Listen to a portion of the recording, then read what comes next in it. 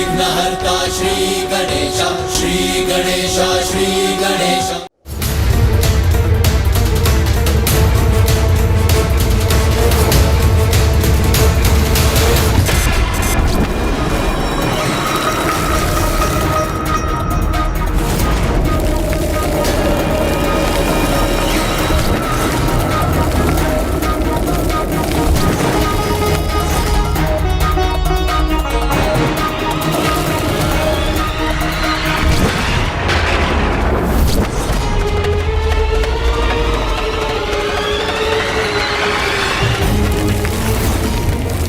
मुझे कामदेव की इस भस्म को ही नष्ट करना होगा।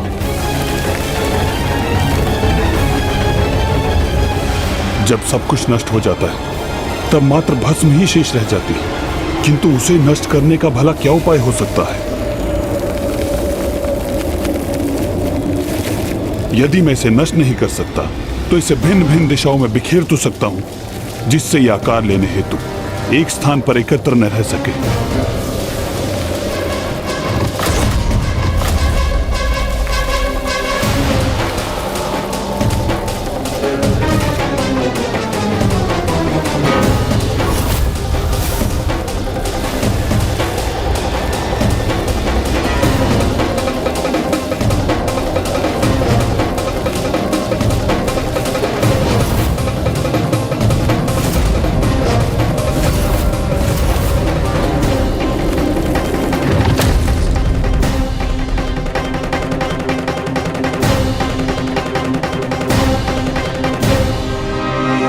इन्हीं भस्म से भंडासुर का जन्म होने वाला है और इस समय इसे रोकने के लिए मेरे पास मात्र एक ही उपाय है कि मैं इन भस्मों को यहाँ वहाँ बिखेर दूं, ताकि ये भस्म गणेश जी तक पहुंच ही ना सके।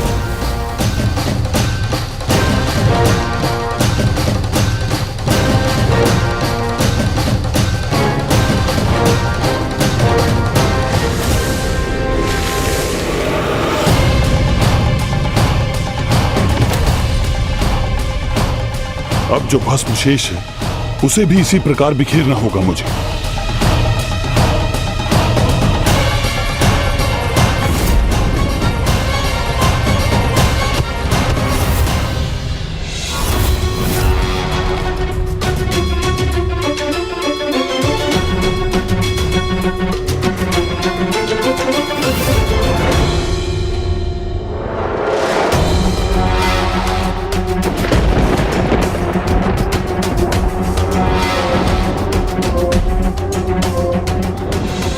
शेष भस्म वो यहां से कहां चली गई?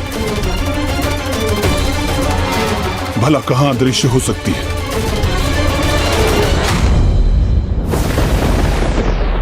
ओह, उस शिला के पीछे मुझसे स्वयं को छुपाने का प्रयास कर रही है, किंतु मैं इसे यहां नहीं रहने दूंगा।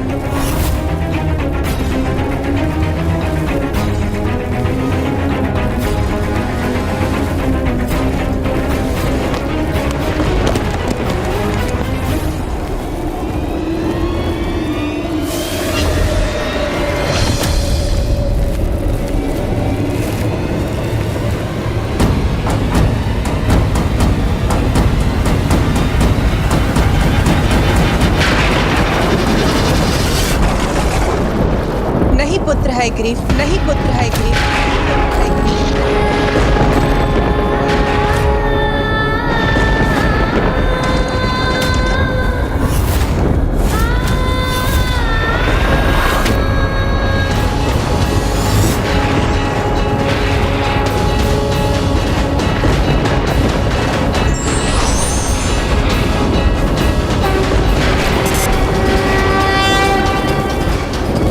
प्रकृति में यदि बुराई जन्म लेती है तो उसके साथ अच्छाई का जन्म भी अवश्य होता है।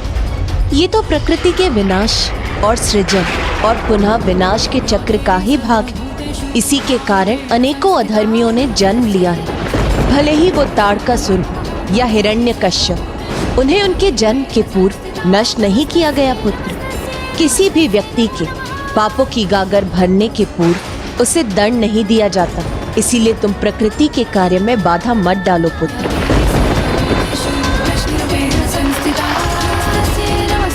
नमस्ते नमो नमः।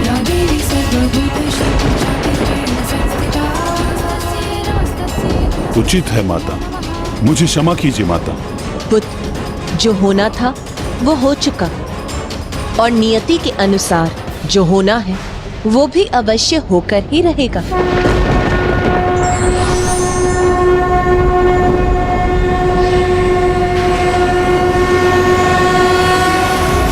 भव्य तो होगा ही। हाँ हाँ, कितना अद्भुत आयोजन है।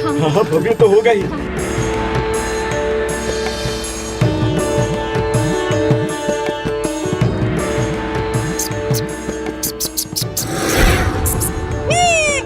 आनंद तब आएगा जब ये समस्त भोजन मेरे उदर के भीतर जाएंगे।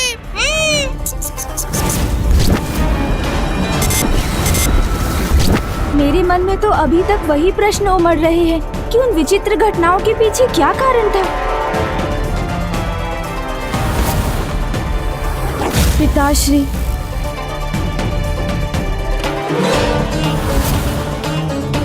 और माँ के अत्यंत विचित्र व्यवहार का क्या रहस्य है? कब आरंभ होगी अभिषेक की ये विधि, जिस विधि के संपन्न होने पर ही मैं अपने प्रश्नों के उत्तर प्राप्त कर सकूंगा।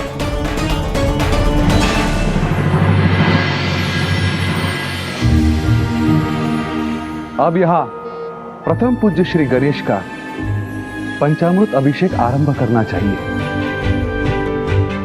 ये समस्त आयोजन प्रथम पूज्य श्री गणेश को बधाई और हमारी ओर से इनका आभार व्यक्त करने स्वरूप किया गया है, क्योंकि इन्होंने दशानन रावण द्वारा प्रभु महादेव के आत्मलिंग को लंका ले जाने से रोककर इस समस्त संसार पर आने वाले घोर अनिष्ट को सुरक्षित कर दिया है। ऐसा महान कार्य किया है इन्होंने। अभिषेक की ये सुंदर विधि तो गणेश जी के माता द्वारा ही आरंभ होनी चाहिए। पुत्री पार्वती,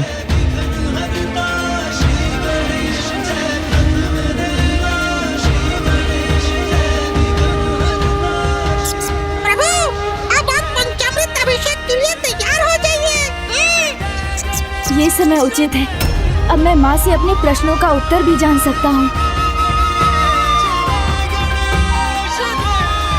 माँ, मुझे आपसे कुछ कहना है।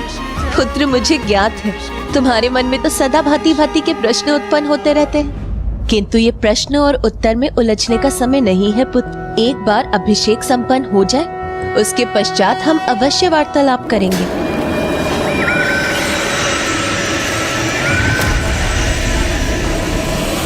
एकदन्तं महाकायं तप्तकाञ्चनं सन्निभं लम्बोदरं माँ ने तो मुझे मेरे प्रश्नों का उत्तर दिए बिना ही मुझे शांत कर दिया। स्वयं से कुछ पूछने ही नहीं दिया मुझे। नागयज्ञोपवीतिनं बालेन्दुकलिकामौलिं वन्देऽहं गणनायकम्। आइए देवी मैना, अपने सर्वाधिक प्रिय नाती का आप दही से अभिषेक कीजिए। महाकाय सूर्यकोटि समप्रभ निर्विघ्नं कुरु मे देव सर्वकार्येषु सर्वदा।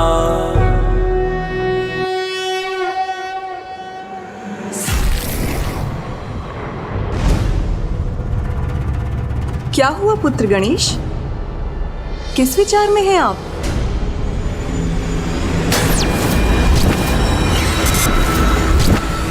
मैंने उन तीनों को राजभवन के निकट ही देखा था, तो नानी माँ को अवश्य उन तीनों के बारे में ज्ञात होगा।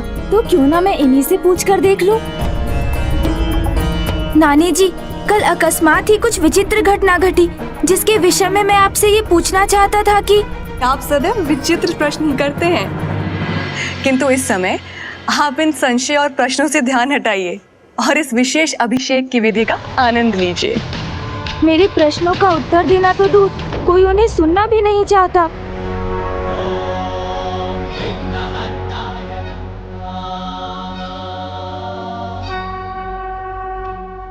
प्रभु, अब आप गणेश का अभिषेक कीजिए। नहीं महाराज ही मोहन, आप उसके नाना जी हैं, इसलिए मुझसे पूर्व तो आपके द्वारा ही उसका अभिषेक सर्वथा उचित है।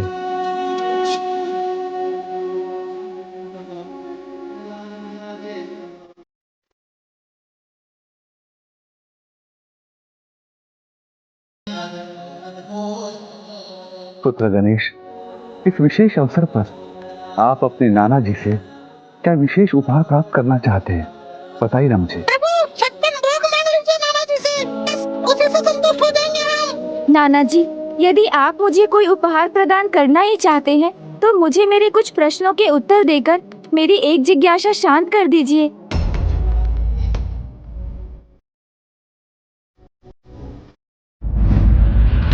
आप अपने समस्त प्रश्नों का उत्तर ढूंढने में स्वयं सक्षम हैं।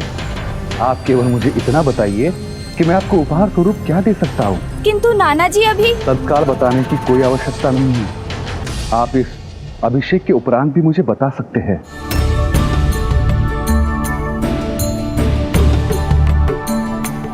लीजिए प्रभु, अब आप मधु से पुत्र गणेश का अभिषेक कीजिए। अब ये उचित अवसर है। मैं पिताश्री से ही अपने प्रश्नों का उत्तर ज्ञात करूंगा।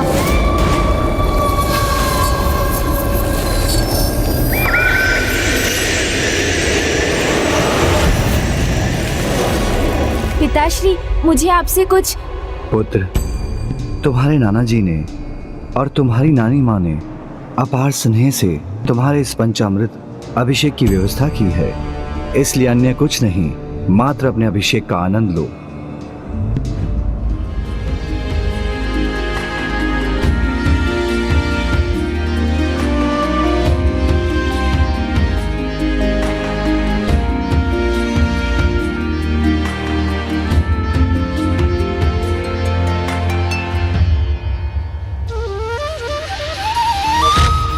अब इक्षु रस से प्रथम पूज्य गणेश जी का अभिषेक करने का अवसर किसे प्राप्त होना चाहिए? मुझे नाना जी।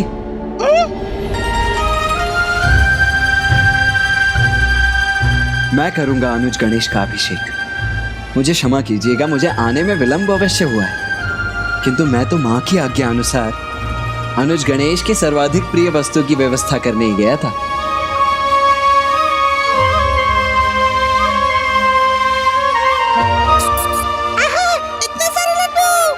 लड्डू नहीं, आज तो मुझे उत्तर चाहिए जो मुझे कोई भी नहीं दे रहा है।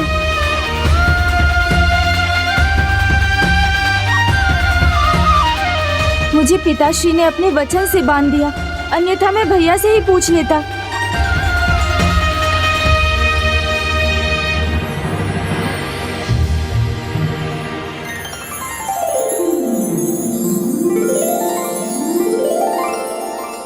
अब हमें अभिषेक के शेष विषय संपन्न करने चाहिए।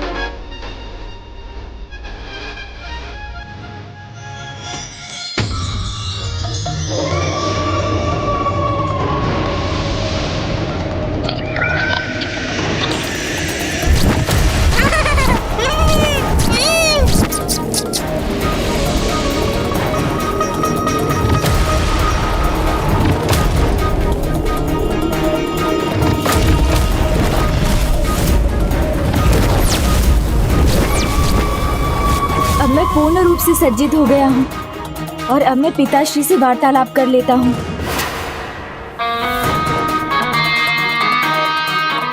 मेरे अभिषेक की संपूर्ण विधि संपन्न हुई और अब मैं किसी से भी अपने प्रश्नों के उत्तर ज्ञात करने के लिए पूर्ण रूप से मुक्त हो गया हूँ। पिताश्री। पार्वती। हाँ प्रभु। अब मेरे ध्यान समाधि का समय हो गया है। मैं प्रस्थान करता हूँ।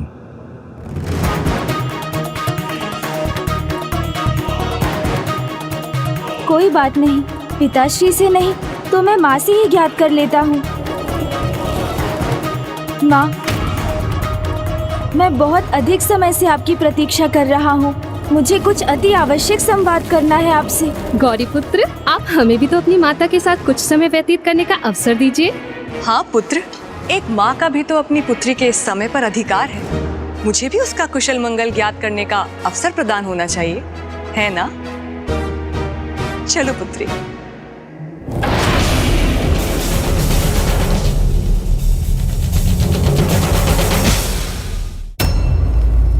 नाना जी अभी यहाँ अकेले हैं। उन्हें तो उन दृश्यों का रहस्य अवश्य ज्ञात होगा।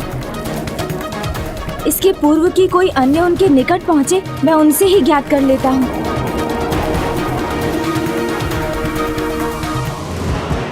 कहाँ चल दिया अनुज गणेश? अरे नाना जी के निकट भैया, और कहाँ? भूल गए अनुज गणेश?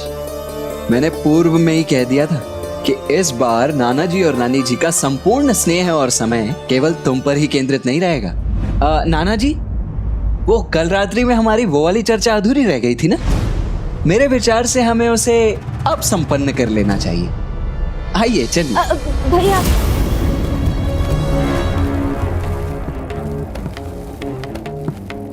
मूषक जी मेरे सखा एवं सेवक दोनों हैं, किंतु वो भी पुनः निद्रा में मग्न हो गए।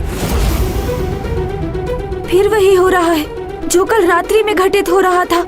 मुझे तो पूर्व में ही समझ जाना चाहिए था कि अभिषेक के उपरांत भी किसी के भी पास मेरे लिए तनिक भी समय नहीं होगा। माँ से वार्तालाप करने के लिए नानी जी हैं, पिताश्री एवं भैया से वार्तालाप करने के लिए नाना जी हैं, किंतु मेरे मन की बात समझने वाला कोई नहीं है। कोई मेरा मित्र भी तो नहीं है जिससे मैं अपने हृदय की बात कह सकता। कितना अच्छा होता जो मेरा भी कोई मित्र होता जिससे मैं अपने प्रश्न पूछ सकता। कितना एकाकी हूँ मैं। अब तो किसी आत्मीय मित्र की आवश्यकता का और भी आभास हो रहा है मुझे। कोई तो ऐसा मित्र होता मेरा जो मुझे समय देता, मेरी समस्या सुनकर उनका समाधान सुझाता। मित्र?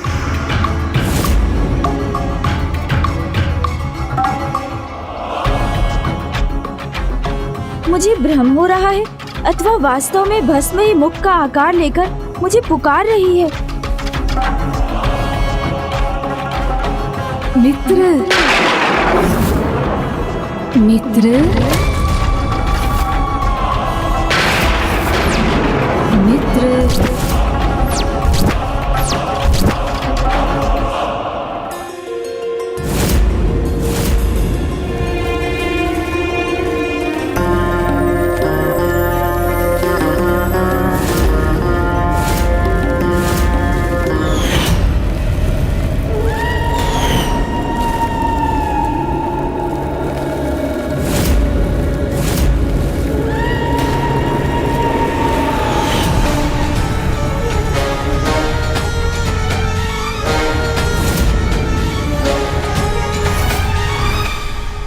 ये विचित्र भस्म अब किस दिशा में गतिशील है और क्यों?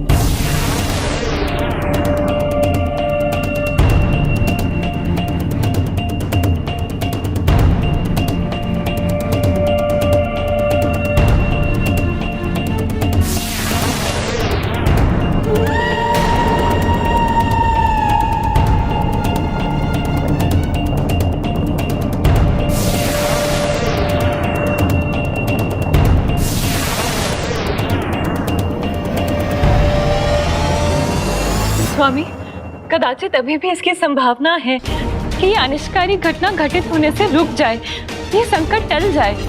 नहीं देवी, नियति ने जो निर्धारित किया है वो अपने उचित समय पर ही होगा, और अब गणेश से वो होने जा रहा है जिसके लिए वो स्वयं को कभी क्षमा नहीं कर पाएगा।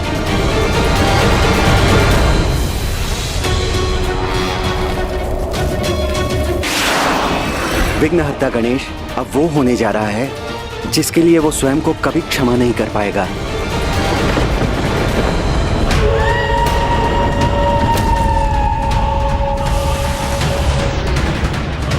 ये भस्म के कण एकत्र होकर मुझे इस गुफा की दिशा में क्यों खींचने का प्रयास कर रहे हैं?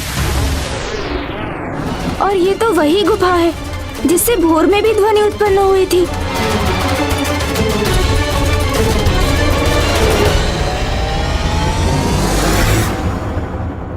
ये सत्य है प्रिय कि घटित हो जाने के पश्चात भले ही गणेश स्वयं को कभी क्षमा न कर सके, किंतु माता पराशक्ति की आकाशवाणी के अनुसार जो होना है वो तो अवश्य होगा, उसे कोई नहीं टाल सकता।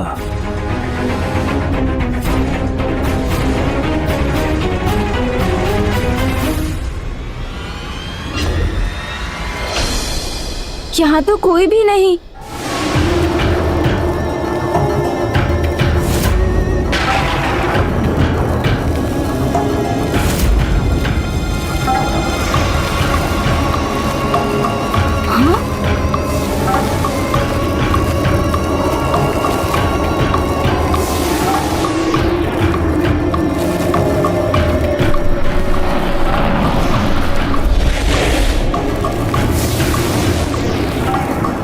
ये भस्म के कण एक आकार लेने का प्रयास कर रहे हैं।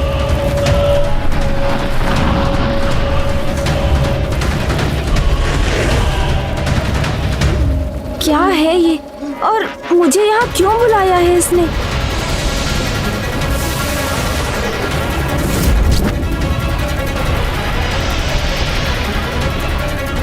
नहीं, मुझे मेरा यहाँ होना उचित नहीं प्रतीत हो रहा है। मुझे लौटना चाहिए यहाँ से। गौरीपुत्र, गौरीपुत्र।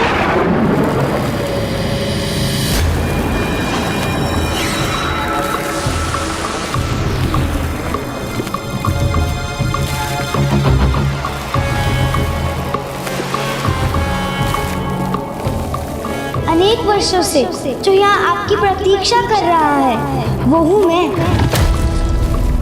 आपके समान मैं भी अकेला हूँ, जिसके पास ना कोई आता है न जिससे कोई कुछ कहता सुनता है। क्यों? मैं सत्य ही कह रहा हूँ ना मित्र। अकेलेपन का आभास तो अवश्य हो रहा है मुझे, किंतु मुझसे ये कहने का इसका क्या प्रयोजन है? गौरीपुत्र, मेरे कण आपके चारों ओर थे, इसलिए मुझे ज्ञात है कि आपको तो सभी ने अकेला छोड़ दिया है। पिता ध्यान में लीन हो गए। अब मेरे ध्यान समाधि का समय हो गया है, मैं प्रस्थान करता हूँ। माँ अन्य के साथ व्यस्त हो गई और आपके भ्राता और आपके नाना जी ने भी आपके जिज्ञासा पर ध्यान नहीं दिया। आपकी चिंता, आपके विचारों को सुनने से अस्वीकार कर दिया। शेष मूषक जी वो तो भोजन और निद्रा में व्यस्त रहते हैं। जानता हूँ, सब जानता हूँ मैं। कितना दुख हुआ आपको जब इतने प्रयासों के बाद भी किसी ने आपकी एक ना सुनी। ये भी ज्ञात है मुझे, और उससे भी रोचक बात है कि आपकी भी वैसी अवस्था है जैसे आपकी माता की थी जब उन्होंने आपकी रचना की थी।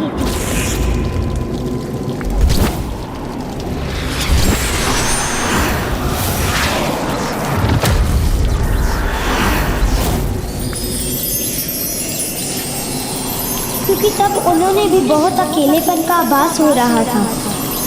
उस समय उन्होंने आपको ही उत्पन्न किया। तो अब आप मेरी रचना कीजिए, चिंता मत कीजिए। सब चलता है, सब चलता है। अधिक कहाँ कुछ करना है आपको? मैं स्वयं कोई आकार लेने में असमर्थ हूँ। तो मित्र गौरीपुत्र, मुझे एक आकार लेने मात्र में मेरी सहायता कीजिए आप। मित्र की आवश्यकता तो है मुझे, किंतु इस प्रकार इस अज्ञात भस्म को आकार देना क्या ये उचित होगा?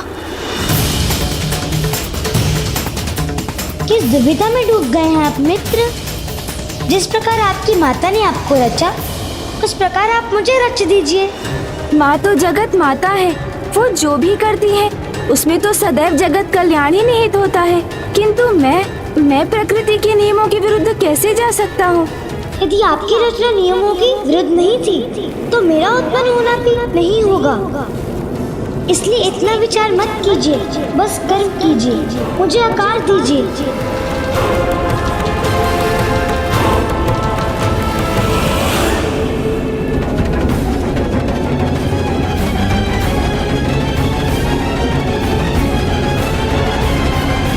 स्वामी, ये तो जन्म लेने के पूर्व ही अपने कपट का परिचय दे रहा है। गौरी पुत्र प्रथम पूज्य गणेश को उनकी दुर्बलता का आभास दिलाकर उनके लाभ उठाने का प्रयास कर रहा है, और साथ ही वो सब चलता है कि भाव को भी आरंभ कर रहा है। ये सब चलता है का भाव संसार में अनेक समस्याओं को जन्म देता है, और दुर्भाग्यवश ये संसार एक बहुत बड़े संकट का साक्षी बनेगा, वो भी स्वयं विघ्नहर्ता गणेश के हाथों।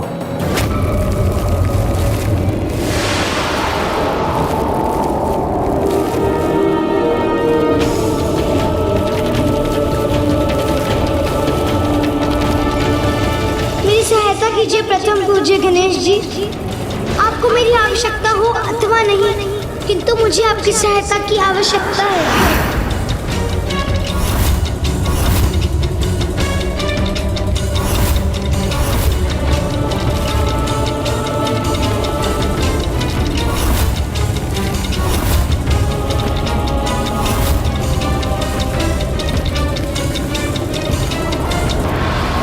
हमने गणेश जी के मन में प्रश्न जागृत कर उन्हें इतना विचलित तो कर ही दिया था कि वो यहाँ से बिना सहायता किए लौटने में असमर्थ होंगे।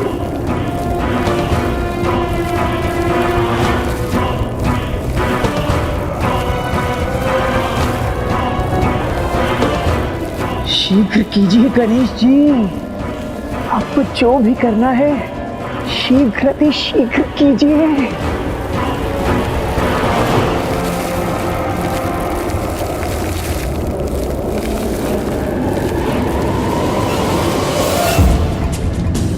नहीं गणेश, ऐसा कदापि मत करना। स्वयं अपने द्वारा ऐसा भयंकर अनर्थ मत होने दीजिए प्रथम पूज्य गणेश जी।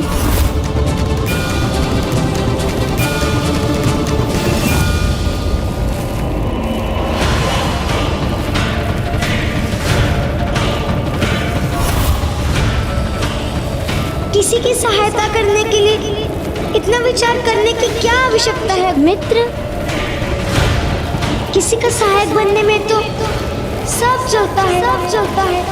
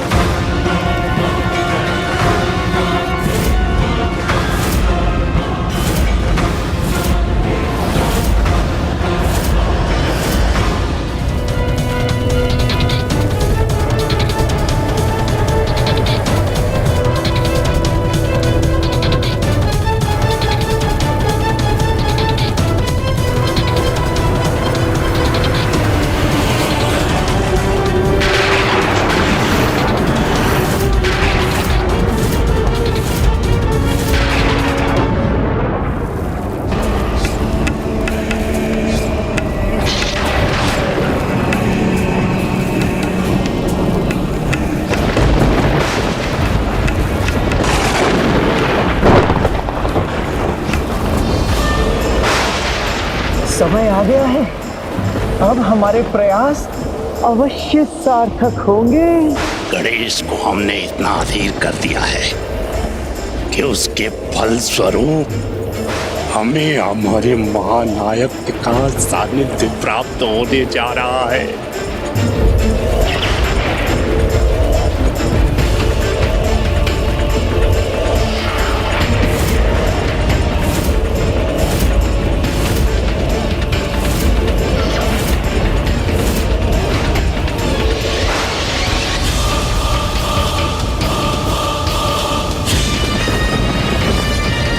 मेरे समक्ष ये जो घटित हो रहा है वो सृष्टि के संकट का कारण बनेगा, किंतु माता ने कहा था जो होना था वो हो चुका और नियति के अनुसार जो होना है वो भी अवश्य होकर ही रहेगा।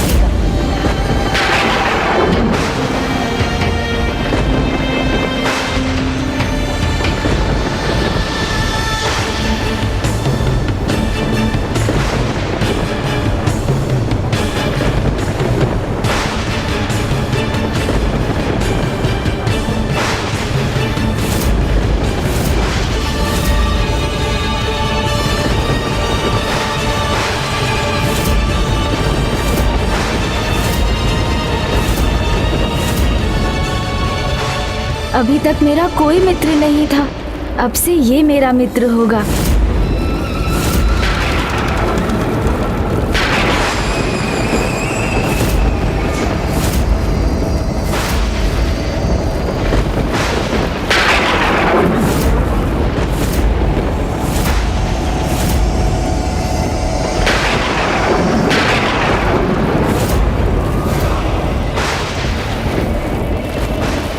अब ऐसे निहारते ही रहेंगे अथवा मुझ में प्राण भी समाहित करेंगे। आप मात्र मेरे मित्र नहीं, मेरे चेता हैं, मेरे जन्मदाता हैं। हे महान प्रथम पूज्य गणेश जी, तो प्रतीक्षा मत कीजिए, शीघ्र इस कार्य को संपन्न कीजिए।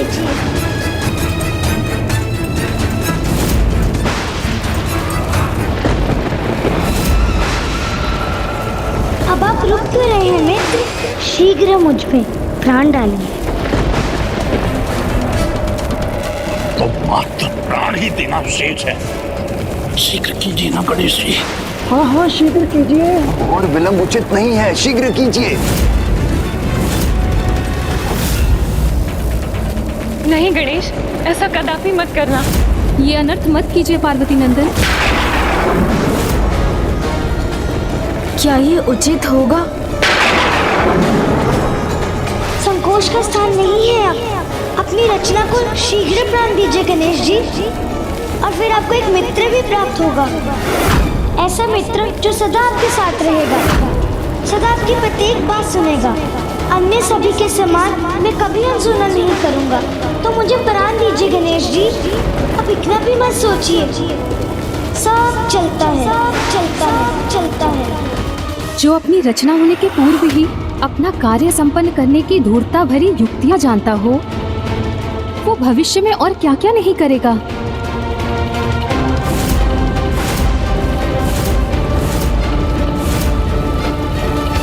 कैसी दुविधा में हूँ मैं, अब करूँ तो क्या करूँ? ऐसी अधूरी सहायता का क्या लाभ मित्र? मेरे जन्मदाता, मुझे आकार दिया, शरीर तो प्रदान कर दिया आपने, किंतु प्राणों के बिना क्या लाभ है शरीर का? उचित ही तो कह रहा है ये, आकार प्रदान किया और प्राण नहीं, तो फिर तो कुछ कहाँ प्रदान किया मैंने? इतना विचार मत करो मित्र।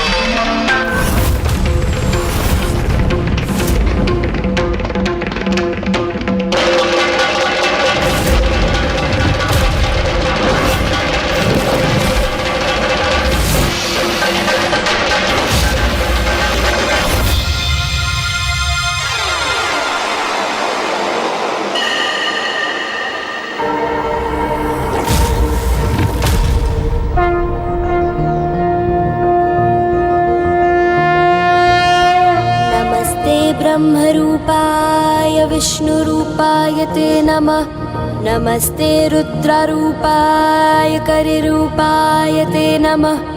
विश्वरूप स्वरूपाय नमस्ते ब्रह्मचारिणे। भक्तप्रियाय देवाय नमस्तुभ्यं विनायक। ॐ सिद्धि बुद्धि सहिताय महागणपतये नमः।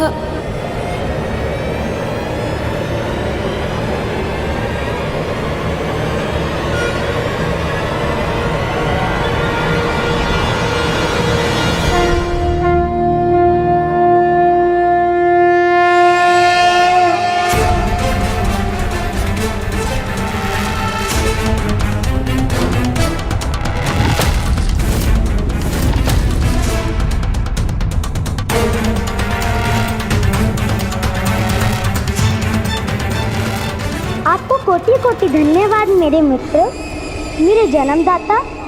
आपने मुझे शरीर दिया, प्राण दिए, तो अब एक नाम भी दे ही दीजिए।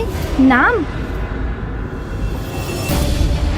काम, क्रोध, मोह, मद और मात्सर्य जैसे विकारों को जो अपना गुण मानेगा, जो शास्त्रों से विपरीत चलेगा, जो धर्म के भी विरुद्ध होगा और जो सत्कर्मों से जिसे घृणा होगी, जो क्रूरता से आनंदित होगा, जिसके लिए अन्य जीवों को प्रताड़ित करना सब चलता है ही होगा, जो ऐसे पाप, कुकर्म और अत्याचार करेगा, जो सृष्टि की कल्पना से भी परे है, जो महाअधर्मी असुर, धर्म और सदाचार का अभिशाप बनेगा। भंड, भंड।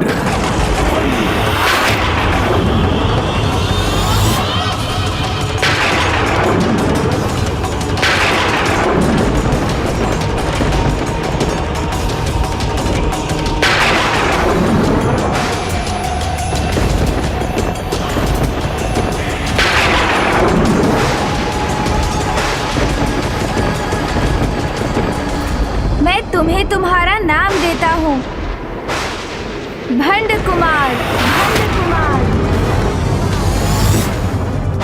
भंड कुमार, धन्यवाद। हमारे महानायक भंड कुमार। एकाएक मुझे ऐसा क्यों आभास हुआ कि जैसे हमारे अलावा कोई अन्य भी यहाँ उपस्थित है।